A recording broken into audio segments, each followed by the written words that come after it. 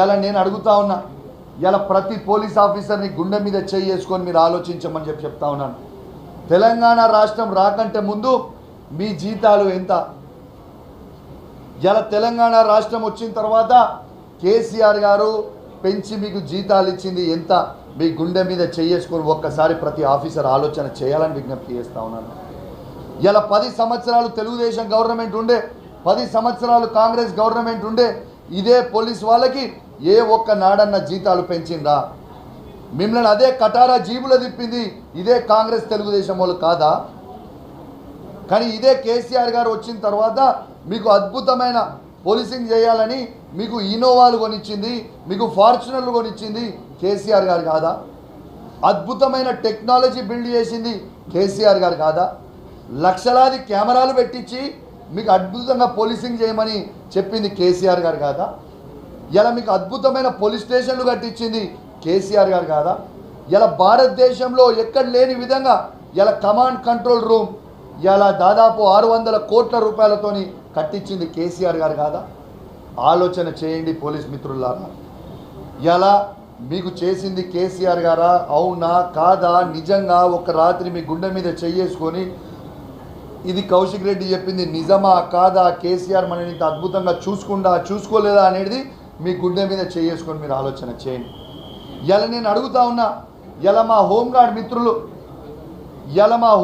మిత్రులు, మా కానిస్టేబుల్ మిత్రులు, మా హెడ్ కానిస్టేబుల్ మిత్రులు, మా ఏఎస్ఐలు, మా ఎస్ఐలు వాళ్ళకి ఇలా మీరు 2 సంవత్సరాల నుంచి ఎరియర్స్ ఎందుకు ఇస్తలేరు? ఇప్పటిదాకా వాళ్ళకి 2 సంవత్సరాల నుంచి ఎరియర్స్ ఎందుకు ఇస్తలేరు? వాళ్ళ 5 డిఏలు ఎందుకు పెండింగ్ పెట్టినరు? ఇవాళ 2 సంవత్సరాల నుంచి ఇవాళ 3 సరెండర్లు ఎందుకు ఇస్తలేరు? ఇవాళ 2 సంవత్సరాల నుంచి టీఏలు ఎందుకు ఇస్తలేరు? ఇలా ఖచ్చితంగా ఈ ప్రభుత్వాన్ని నేను ప్రతి పోలీస్ ఆఫీసర్ పక్షాన డిమాండ్ చేస్తూ ఉన్నాను. ఖచ్చితంగా వాళ్ళ టీఏలని, డిఏలని, సరెండర్లని, ఎరియర్స్ని వెంటనే మీరు రిలీజ్ చేయాలని నేను ప్రతి పోలీస్ ఆఫీసర్ పక్షాన ఈ ప్రభుత్వాన్ని నేను డిమాండ్ చేస్తూ ఉన్నాను. ఇలా అదేవిధంగా ఇలా మహిళా పోలీస్ ఆఫీసర్లని గురించి కూడా ఒక్కటి నేను డిమాండ్ చేస్తూ ఉన్నాను ఈ ప్రభుత్వాన్ని. ఇలా మహిళా పోలీస్ ఆఫీసర్లు పాపం వాళ్ళకి మెటర్నిటీ లీవ్ కేవలం 6 నెలలు మాత్రమే ఉంటుంది. ఖచ్చితంగా దాన్ని 9 నెలలకి పెంచాలని నేను డిమాండ్ చేస్తూ ఉన్నాను. ఎందుకు చేస్తూ ఉన్నానంటే మొన్న సమ్మక్క జాతరలో నేను పోతున్నప్పుడు కొందరు ఆఫీసర్లను చూసిన, చిన్న పసిబిడ్డలని పాపము చేత పట్టుకొని చెట్టు సాటుకు పోయి పాలిస్తూ ఉంటే నాకు చాలా చాలా బాధ అనిపించింది. అట్లాంటి ఆఫీసర్ల కోసం నేను డిమాండ్ చేస్తూ ఉన్నా. ఇలా పోలీస్ ఆఫీసర్లకి మెటర్నిటీ లీవ్ అని 6 మంత్స్ నుంచి 9 మంత్స్ చేయాలి విత్ అఫీషియల్గా అని చెప్పి నేను డిమాండ్ చేస్తూ ఉన్నాను. దయచేసి ఖచ్చితంగా ఈ ప్రభుత్వం ఆలోచన చేసి వాళ్ళ పక్షాన కూడా ఖచ్చితంగా ఉండాలని విజ్ఞప్తి చేస్తూ ఉన్నాను. ఇది నా డిమాండ్. ఇంకోటి చెప్తా ఉన్నాను, మీరు లైట్గా తీసుకోవాల్సిన పని లేదు. మీకు కొన్ని చెప్పిన నేను ఖచ్చితంగా ఇంకొన్ని ఎవిడెన్స్ ఉన్నాయి, అసెంబ్లీ సాక్షిగా చూపిస్తాను. ఇది ట్రైలర్ 1 అయిపోయింది, ట్రైలర్ 2 అయిపోయింది, ఇక ట్రైలర్ 3 వచ్చిందంటే బాంబ్ బ్లాస్టే అవుతుంది. తర్వాత నన్ను మాత్రము ఏ ఐపీఎస్ ఐఏఎస్ ఆఫీసర్లు నన్ను మాత్రం బ్లేమ్ చేయొద్దు. నేను మీ అందరికీ చెప్పిన, ఈ లంగ సిపి లంగ దందాలు చేస్తూ ఉన్నాడు కరీంనగర్లో, ఖచ్చితంగా ఆయన మీద యాక్షన్ తీసుకోండి అని చెప్పిన. మీరు లైట్గా తీసుకుంటే మాత్రం నేను ట్రైలర్ 2 చెప్పిన ఎవిడెన్స్తోని ట్రైలర్ 3 మాత్రం దారుణంగా ఉంటుంది. మీ ఇష్టం, మీరు ఆలోచన చేసుకోండి. ఇంకో విషయం మర్చిపోయినా, ఇలా హోంగార్డులకి జీతాలు ఎంత ఉండేనమ్మా? తెలంగాణ రాకంటే ముందు 15,000 ఉండే. కేసీఆర్ గారు వచ్చిన తర్వాత 28,000 రూపాయలకి హోంగార్డుల జీతాలు.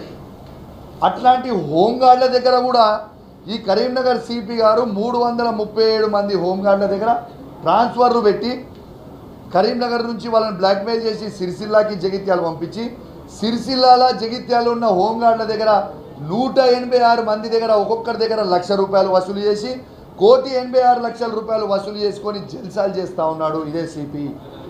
మరి దాని గురించి ఇలా హోంగార్డ్కి వచ్చేదే 28,000 రూపాయల జీతం అంటే 4 నెలల జీతం సంవత్సరంలో తీసుకొచ్చి వాళ్ళు వచ్చి కరీంనగర్లో పనిచేయడానికి 4 నెలల జీతం సిపి గారికి ఇచ్చారు. సిగ్గున్నదా? మనిషివేనా నువ్వు అసలు? ఖచ్చితంగా బిడ్డ దీని మీద ఎంక్వైరీ చేసి ఇప్పటికైనా ఆయనని ఇవాళ ఖచ్చితంగా నేను చెప్తా ఉన్నా, ఆయనని మీరు సస్పెండ్ చేయకపోతే ఇలా సెంట్రల్ సివిసి కూడా నేను పోయి పిటిషన్ ఇచ్చొస్తా. ఖచ్చితంగా రిమూవల్ ఫ్రమ్ సర్వీస్ ఈ సిపి గారిని చేయాల్సిన అవసరం ఉన్నదని నేను డిమాండ్ చేస్తూ ఉన్నాను. ఇలా బండి సంజయ్ గారు పెద్ద పెద్ద మాటలు మాట్లాడుతుంటారు, రాష్ట్రం అంతా ఇది చేస్తా అది చేస్తా అని. బండి సంజయ్ గారు మీరు ఇవాళ దేశానికి హోమ్ మినిస్టర్ మీరే. మీ సొంత నియోజకవర్గంలో ఇవాళ కరీంనగర్లో ఇలా ప్రైవేటు వ్యక్తులతో సిపిలు జల్సాలు చేసి ఫైరింగ్ చేస్తూ ఉంటే మీరు హోమ్ మినిస్టర్గా ఉండి, రేవంత్ రెడ్డి గారు హోమ్ మినిస్టర్గా ఉండి ఇలా మీ ఇద్దరు అసలు ఏం నడుస్తుంది ఆ డిపార్ట్మెంట్లో? కరీంనగర్ జిల్లా ఎటుపోతుందనే సొయ్యి ఉన్నదా లేదా కొంచెమన్నా? ఎంతసేపు యువతను రెచ్చగొట్టుడేనా? లేకుంటే అసలు అడ్మినిస్ట్రేషన్ అనేది కరీంనగర్ జిల్లాలో గాలి కొలిదేసిర్రు, మొత్తం దారుణంగా పోయింది అనేది అసలు ఏమైనా సొయ్యి ఉన్నదా మీకు బండి సంజయ్ గారు?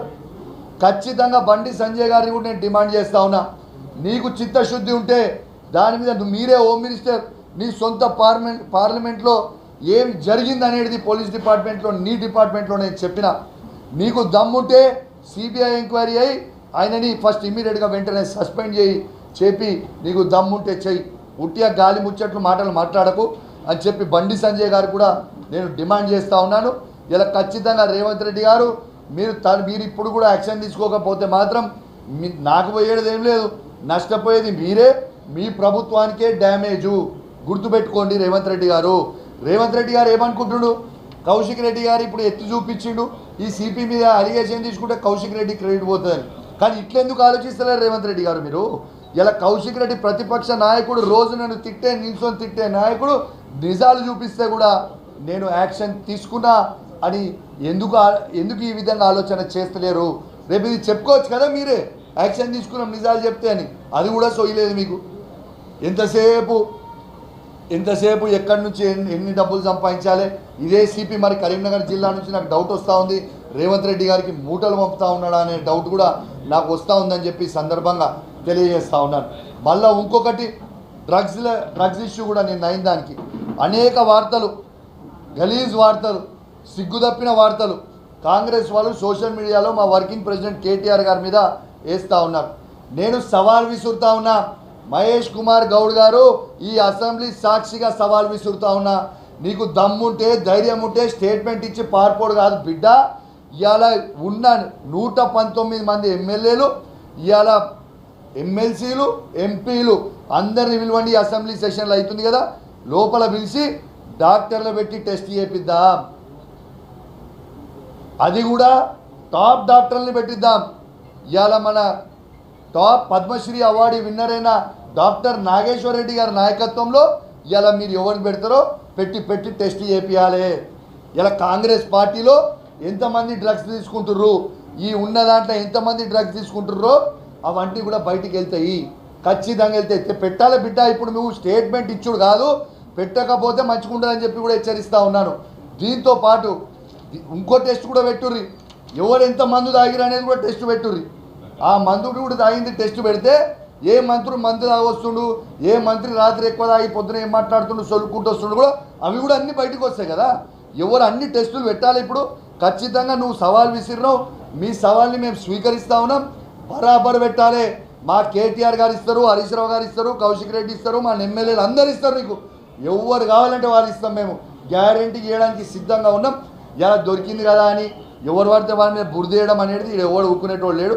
తప్పు చేసిన వాళ్ళు ఎవరున్నా, అది బీఆర్ఎస్ పార్టీ వాళ్ళు కావచ్చు, టీడీపీ వాళ్ళు కావచ్చు, కాంగ్రెస్ కావచ్చు, వైఎస్ఆర్సీపీ కావచ్చు, ఇంకా ఏ పార్టీ వాళ్ళు తప్పు చేసినా ఖచ్చితంగా చట్టపరంగా ఏ శిక్షిస్తారో శిక్షించండి, నిర్ణయం తీసుకొని. అట్లాంటిది మా పార్టీ డ్రగ్స్కి పూర్తి వ్యతిరేకం. ఇలా నేను చెప్తున్నా కదా నీకు, ఇలా మీకు ఒక్కటే చెప్తా ఉన్నా, డ్రగ్స్ అనేటి ఇలా నేను చెప్తున్నా. సిపి గారు కూడా కరీంనగర్లో చేసి పోలీస్ ఆఫీసర్లు ఆడ కూడా అందరు జల్సాలు చేసిరని నాకు అనుమానము. ఖచ్చితంగా దాని మీద కూడా ఎంక్వైరీ అయ్యిందని చెప్పి సందర్భంగా తెలియజేస్తూ సెలవు తీసుకుంటాను.